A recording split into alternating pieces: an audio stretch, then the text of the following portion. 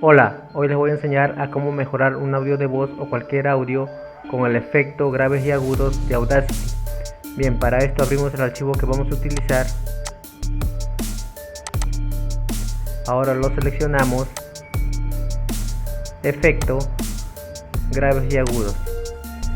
Bien, como pueden ver los parámetros se encuentran en 0, así que le voy a dar una vista previa al audio original, para así comparar cuando modifiquemos el audio. Hola, hoy les voy a enseñar a cómo utilizar el efecto cambiar fase a un audio en Audacity. Bien, empezamos.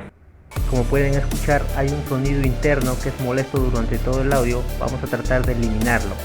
Para esto vamos a llevar agudos al mínimo, que sería menos 30, y le vamos a dar a reproducir para ver cómo queda. Hola, hoy les voy a enseñar a cómo utilizar el efecto cambiar fase a un audio en Audacity.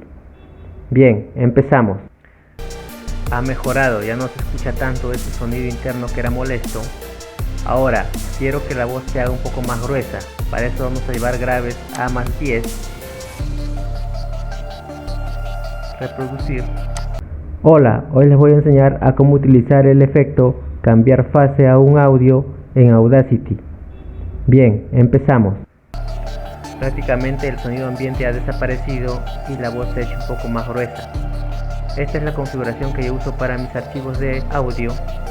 Si ustedes desean pueden utilizarla, si no pueden buscar su propia configuración, ya que la voz no es igual en todos.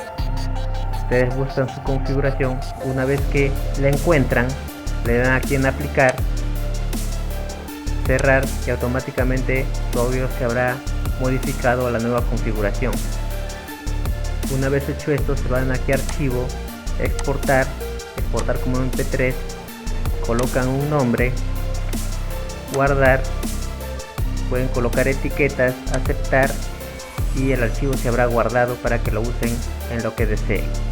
Bien amigos, esa es la forma de mejorar un audio o cualquier audio con el efecto graves y agudos de Audacity. Si el video les fue de ayuda, espero le den like. Nos vemos hasta la próxima. Chao. Gracias.